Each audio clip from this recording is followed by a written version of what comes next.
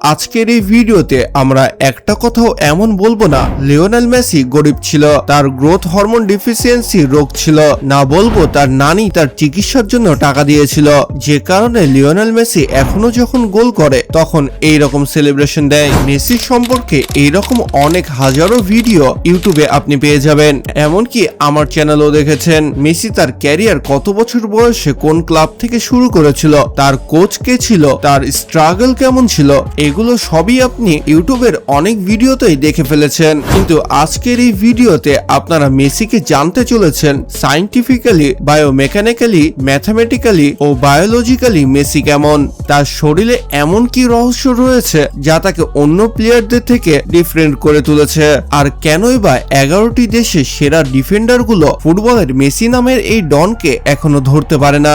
Don को पकड़ना मुश्किल ही नहीं, नामुमकिन। জি হ্যাঁ বন্ধুরা, ব্যালন ডিওরের একটি ইন্টারভিউয়ে ক্রিস্টিয়ানো রোনালদোকে জিজ্ঞেস করা হয় আপনি মেসির কাছ থেকে কি চান, তখন ক্রিস্টিয়ানো রোনালদো তার বাম পা চেয়ে বসে। Yo, su pierna izquierda no está mal. A lo mejor sí, la pierna izquierda. প্রত্যেকটা জেনারেশনেরই নিজস্ব ফেভারিট প্লেয়ার থাকে, যেমন আমাদের বাবা দাদাদের ফেভারিট প্লেয়ার ম্যারাডোনা, পেলে। আমাদের জেনারেশনের favourite player Messi, Neymar, Ronaldo, এবং বর্তমান জেনারেশনের ফেভারিট প্লেয়ার এমবাপ্পে ও লামিন ইয়ামাল, এবং প্রত্যেকটা জেনারেশনের দর্শকরাই তার ফেভারিট প্লেয়ারকেই অল টাইম গ্রেটেস্ট হিসেবে মানে। He knows how to play football more than Ronaldo. তো যাই হোক, সকল বেস্ট ফুটবলারদেরকে নিয়ে সবসময় একটি আলোচনায় হয়ে থাকে কে কয়টি ট্রফি জিতলো, কে কয়টি গোল করলো, কে কয়টি অ্যাসিস্ট করলো। কিন্তু লিওনেল মেসিকে নিয়ে সবসময় একটি কথাই চলে, সে আসলে নর্মাল নয়। But I'm telling you, it's not normal. স্পোর্টসে সব থেকে কঠিন যে জিনিসটা রয়েছে সেটা হচ্ছে ডিসিশন মেকিং, আর ফুটবলে এই জিনিসটা নেক্সট লেভেলে চলে গেছে, কারণ ফুটবলে ডিসিশন নেওয়ার জন্য 5 বা 10 সেকেন্ড থাকে না, মাত্র 200 মিলি সেকেন্ডের মধ্যে সম্পূর্ণ গেম চেঞ্জ হয়ে যেতে পারে। এবং এই 200 মিলি সেকেন্ডের মধ্যে একটি প্লেয়ার পাস দিবে, শুট করবে, নাকি ডিফেন্ডারকে বিট করবে, এটা ডিসিশন নেওয়ার পূর্বেই তারা বল হারিয়ে ফেলে। কিন্তু লিওনেল মেসির ক্ষেত্রে এটা ভিন্ন, কারণ অন্যান্য প্লেয়ার ফুটবলকে যেই নজরে দেখে মেসির নজরে তা ভিন্ন।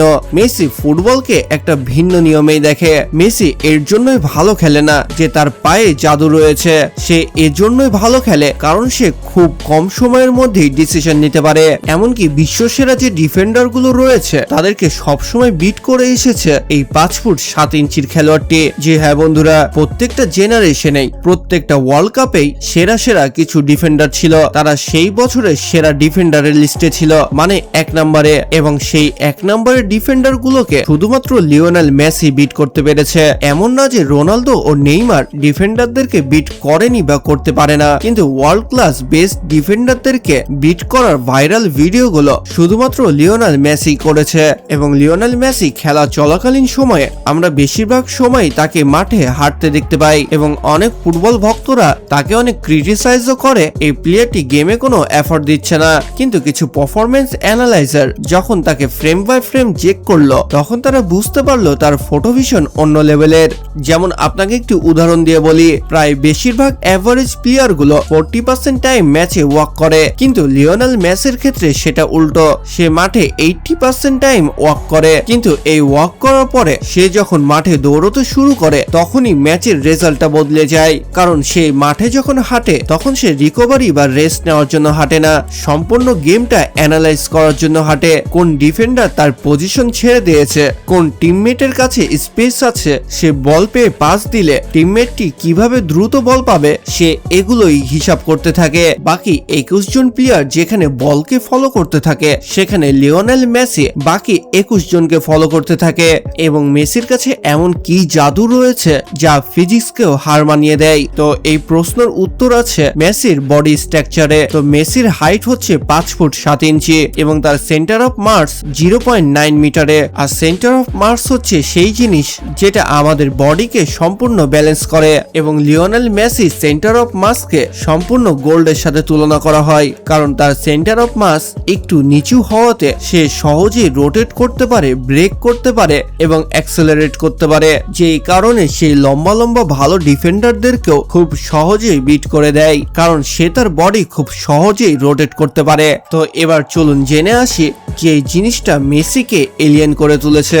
জি হ্যাঁ বন্ধুরা, প্রথমে হচ্ছে ground contact time. Ground contact টাইমটা কি চলুন সহজে বুঝাই। এটা হচ্ছে সেই টাইম যখন একটি প্লেয়ারের পা গ্রাউন্ডের সাথে টাচ খেয়ে থাকে, এবং একটি প্লেয়ারের পা যখন গ্রাউন্ডের সাথে টাচ খেয়ে থাকে তখন তার পাটা লক থাকে। সে বিভিন্ন মোমেন্টাম নিতে অনেক সময় খায়, যে জন্য প্লেয়াররা বেশিরভাগ টাইম প্র্যাকটিস করে গ্রাউন্ডকে টাচ না করে থাকতে, মানে গ্রাউন্ড কন্ট্যাক্ট টাইম কমাতে। এবং লিওনেল মেসির গ্রাউন্ড কন্ট্যাক্ট টাইম 0.12 সেকেন্ড থেকে 0.15 সেকেন্ড পর্যন্ত হয়ে থাকে, যেখানে অন্যান্য লেজেন্ডারি প্লেয়ারদের গ্রাউন্ড কন্ট্যাক্ট টাইম হয়ে থাকে 0.18 থেকে 0.20 সেকেন্ড পর্যন্ত। এবং লিওনেল মেসি বলের সাথে 1:1 টাচে থাকে। জি হ্যাঁ বন্ধুরা, সে বল নিয়ে যখন এগিয়ে যায় প্রত্যেকটা স্টেপে সে বলকে মাইক্রো টাচ করে, যে কারণে সে বলকে খুব সহজে কম সময়ের মধ্যে ডিরেকশন পরিবর্তন করে দিতে পারে। ধরেন একটি প্লেয়ার 1 সেকেন্ড বা 2 সেকেন্ডে শুধুমাত্র একবার ফুটবল টাচ করে, যেখানে লিওনেল মেসি প্রত্যেকটা সেকেন্ডে 4 থেকে 5 বার ফুটবলকে টাচ করে, যে কারণে সে 1 সেকেন্ডেই 5টা নতুন ডিসিশন নেওয়ার চান্স পেয়ে যায়। তো লিওনেল মেসির এবার সব থেকে এক্সেপশনাল যে জিনিসটা রয়েছে সেটা হচ্ছে লিওনেল মেসির বডিতে থাকা ইলেকট্রিসিটির স্পিড। তো চলুন সহজে বুঝে নিই। যখন আমরা কোনো সুইচের বাটন প্রেস করি, সুইচ প্রেস করা আর লাইট জ্বলার মধ্যে যে মাইক্রো সেকেন্ডের পার্থক্যটা রয়েছে, যে ডিলে টাইমটা রয়েছে, সেটাও আমাদের শরীরের সাথেই হয়। আমাদের ব্রেন যে কমান্ডটা পাঠায় এবং আমাদের নার্ভটা কাজ করে, তার মাঝখানে একটি ডিলে সময় রয়েছে, যেটা অন্যান্য ফুটবল প্লেয়ারদের থেকে লিওনেল মেসির কাছে রয়েছে 20% কম ডিলে টাইম, যে কারণে সে খুব কম সময়ের মধ্যে অ্যাকশন ও রিফ্লেক্স নিতে পারে। তো এবার আসি ব্যালন ডি'অরের কথাতে। আমরা সকলেই জানি যে ব্যালন ডি'অর হচ্ছে ফুটবলের হাইয়েস্ট ইন্ডিভিজুয়াল রেসপেক্ট, যাকে ফুটবলের অস্কারও বলা হয়, যেখানে 1956 সাল থেকে এখন পর্যন্ত হাজার হাজার লেজেন্ডারি ফুটবলার এসেছে, কিন্তু তার মধ্যে কিছু প্লেয়ারই শুধু এমন ছিল যারা ব্যালন ডি'অর জিততে পেরেছে। যেখানে জিদানের কাছে রয়েছে একটি, রোনালদিনোর কাছে একটি, কাকার কাছে একটি ও লুইস ফিগোর কাছে একটি, রোনালদো নাজারিওর কাছে 2টি ও ক্রিস্টিয়ানো রোনালদোর কাছে রয়েছে 5টি, যে কিনা তার ক্যারিয়ারে মোট গোল করেছে 950টিরও বেশি, যার কাছে রয়েছে শুধুমাত্র 5টি ব্যালন ডি'অর। ইভেন প্ল্যাটিনি 1983, 1984 এবং 1985 সালে পরপর 3টি ব্যালন ডি'অর পেয়েছিল, যেই কারণে সেই জেনারেশনে তাকে অল টাইম গ্রেটেস্ট বলা হতো। এবং এরপরে আসে ইয়োহান ক্রাইফ, যে 1971, 1973 ও 1974 সালে ব্যালন ডি'অর জিতে, যে কারণে তাকে ফুটবল ফিলোসফির ইনভেন্টর বলা হচ্ছিল।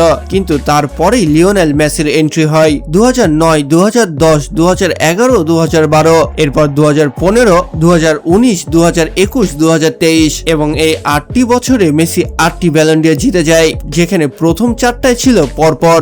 যেখানে ফুটবলের অল টাইম গ্রেটেস্ট কিছু ফুটবলাররা সবার মিলিয়ে 8টি হবে না, সেখানে লিওনেল মেসি একাই 8টি ব্যালন ডি'অর জিতে যায়। তো এখানে 2টি কারণ রয়েছে। একটি ভালো প্লেয়ার 2 ধরনের হয়ে থাকে, হয়তো সে গোল ম্যাশিং হয়ে থাকে অথবা প্লে মেকার হয়ে থাকে।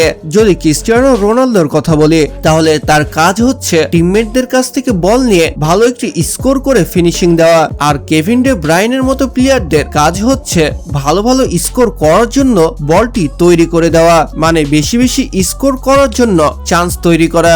আর জাভি ও ইনিস্তার মতো প্লেয়ারগুলোর কাজ হচ্ছে গেমকে কন্ট্রোল করা। একটি প্লেয়ার যদি তার পজিশন ছেড়ে অন্য জায়গায় চলে যায়, তাহলে তার পজিশনটা ফাঁকা হয়ে যাবে, যেটা সুযোগ তুলে নিবে অপোনেন্ট টিমের প্লেয়ারগুলো, যে কারণে প্রত্যেকটা টিমে একটি করে স্পেশালাইজেশন থাকে, মানে penalty specialist, free kick specialist, ঠিক এইরকমই, যে কারণে প্রত্যেকটা প্লেয়ার তার কোর রুলের অনুযায়ী পারফরমেন্স করে এবং তার কোর রুল অনুযায়ী একটি জিনিসের উপর মাস্টার করে তার উপর লেজেন্ড হয়ে যায়। কিন্তু মেসির ক্ষেত্রে এই বেসিক প্রিন্সিপালই ভেঙে যায়। ক্লাব ও কান্ট্রি মিলিয়ে মেসির এখন পর্যন্ত 919টি গোল রয়েছে, যদিও এটা ক্রিস্টিয়ানো রোনালদোর থেকে কম, কিন্তু এখানে এই গোলের কথা বলাই হচ্ছে না, কারণ একজন গোল পোচার বা অ্যাডভান্স স্ট্রাইকারের কাজ হচ্ছে শুধুমাত্র গোল করা, আর লিওনেল মেসি যে পজিশনে খেলে তার কাজ হচ্ছে গোল করার সুযোগ তৈরি করে দেওয়া। তো এইরকম একটি প্লেয়ার যে কিনা গোল করার সুযোগ তৈরি করে দেয়। সেই যদি 900+ গোল করতে পারে তাহলে আপনি তাকে কোন দরজায় রাখবেন? কারণ লিওনেল মেসির কাছে রয়েছে 416টা অ্যাসিস্ট, যেটা ইতিহাসে সর্বোচ্চ, যেখানে সে সর্বোচ্চ দ্বিতীয় গোল স্কোরারের মধ্যে রয়েছে আর সবথেকে হাইস্ট অ্যাসিস্টের গ্রিনেস বুক অফ ওয়ার্ল্ড রেকর্ডের খেতাব নিয়ে বসে আছে। তার সাথে অন্য কারোর তুলনায় হয় না। এবার যদি লিওনেল মেসি ট্রফির কথা আমরা বলি তাহলে মেসির কাছে মেজর ট্রফি রয়েছে 55টিরও বেশি, যেখানে রয়েছে champions league, world cup, Copa America, Olympic gold medal, লা লিগা 10 বার, কোপা ডেল রে 7 বার, এরকম প্রত্যেকটা ট্রফি তার কাছে রয়েছে। তো এখানে কম্পারিজনের কথা বলা হচ্ছে না, এখানে বলা হচ্ছে যে ফুটবল হিস্ট্রিতে যে প্লেয়ারগুলো সবসময় গোল করার জন্য বিখ্যাত হয়ে আছে সেই প্লেয়ারগুলো কিন্তু প্লে মেকারের খেতাবে নাই। আবার যেখানে জাভি, ইনিস্তার মতো প্লেয়ারগুলো প্লে মেকারে রয়েছে সেখানে তাদের কাছে আবার গোল স্কোরারের খেতাব নাই। এছাড়াও কিছু লেজেন্ডারি প্লেয়ার রয়েছে যারা কিনা ড্রিবলিং এর জন্য অল টাইম গ্রেটেস্ট হয়ে আছে, যাদের নাম টপ 10 গ্রেটেস্ট ফুটবল ড্রিবলারদের মধ্যে আসবে, কিন্তু তারা কখনোই গ্রেটেস্ট স্কোরার ও প্লে মেকারের মধ্যে নাই। না তারা পাসে ভালো ছিল, না তারা স্কোরের দিক দিয়ে, তারা ছিল ড্রিবলিং এর মধ্যে সেরা। কিন্তু লিওনেল মেসির ক্ষেত্রে সেটা আলাদা। লিওনেল মেসিকে টপ 10 গ্রেটেস্ট ড্রিবলারদের মধ্যে পাওয়া যায়, তাকে টপ 10 গ্রেটেস্ট প্লে মেকারের মধ্যে পাওয়া যায়, তাকে গ্রেটেস্ট গোল স্কোরারের মধ্যে পাওয়া যায়, এমনকি গ্রেটেস্ট পাসিং এর মধ্যে পাওয়া যায়, সাথে গ্রেটেস্ট ফিনিশার তো রয়েছে। যে কারণে লিওনেল মেসি সব ধরনের স্কিলকে নিজের মধ্যে নিয়ে অল টাইম গ্রেটেস্ট হিসেবে পরিচয় দিয়ে দিয়েছে।